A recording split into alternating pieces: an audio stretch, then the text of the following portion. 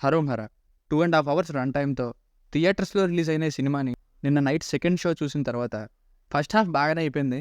Second హాఫ్‌నే అసలు cinema agenda ఏంటో తెలియని విధంగా ఎంత వేగం అయిపోతుందా? ఎప్పుడు వెళ్ళిపోదాం అనేలాగా డల్‌గా మారింది. సుధీర్ బాబు గారు సరికొత్తగా యాక్షన్ మోడ్‌లో బాగానే మెరిశారు. కానీ సినిమానే తేడా కొట్టింది. ఫిల్మ్ మేకర్స్ ఇంకా హీరో రైజుల్ని, over usage of weapons and వైలెన్స్‌ని ఇంకా తగ్గిస్తే బెటర్ అని నా ఒపీనియన్.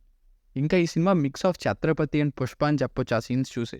మెయిన్‌గా 'పుష్ప' అక్కడ గంధపు చెక్కలు, ఇక్కడ ఆయుధాల స్మగ్లింగ్, అదే చిత్తూరు యాస, అదే స్టైల్‌లో heroine role.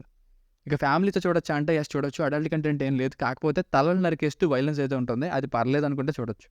Basic story line ఏంటంటే, కుప్పం ఏరియాలో ఉండే రౌడీలకి ఒక కాలేజ్‌లో సాధారణ ల్యాబ్ అసిస్టెంట్ వచ్చి ఏం చేశాడన్నదే స్టోరీ.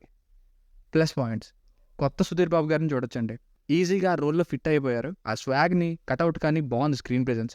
ఫస్ట్ హాఫ్ బావుంది.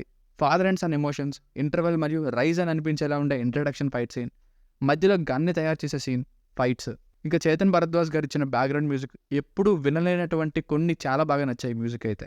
సినిమాటోగ్రఫీ చాలా బావుంది. దానికి బ్లాక్ స్కోప్ యాడెడ్ బోనస్. ఇంకా సినిమా ఫ్లోతో పాటుగా వెళ్ళే సిచ్యువేషనల్ అండ్ వినడానికి బావున్న సాంగ్స్. హీరోయిన్ మాళవిక శర్మ గారి రోల్ బావుంది. సేమ్ ఫస్ట్ హాఫ్‌లో కంటిన్యూ అయినట్టు సపోర్టివ్‌గా సెకండ్ హాఫ్‌లో కూడా ఉంటే బావున్ను. Minus points.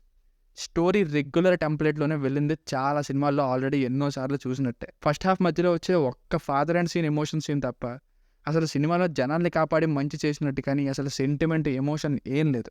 ఇంకా హీరోకి వార్ వన్ సైడ్ అన్నట్టే ముగ్గురు విలన్స్ ఉన్నా సరే చిన్నపిల్లలు కూడా భయపడనటువంటి వీక్ విలనిజంతో ఎవడొచ్చినా, ఏ సిచ్యువేషన్ వచ్చినా ఇంక హీరోనే గెలిచేస్తాడని అనిపిస్తుంటే ఇంకేం చూడాలనిపిస్తుందండి.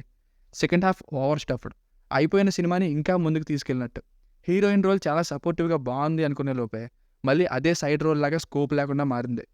సో ఫైనల్‌గా మూవీకి వర్డిక్ట్ ఏంటంటే సరికొత్త సుధీర్ బాబు గారు, ఇంకా చేతన్ భరద్వాజ్ గారు ఇచ్చిన extraordinary background music, action part కోసం చూస్తానంటే తప్ప నాట్ ఎ సాటిస్ఫైయింగ్ ఫిల్మ్.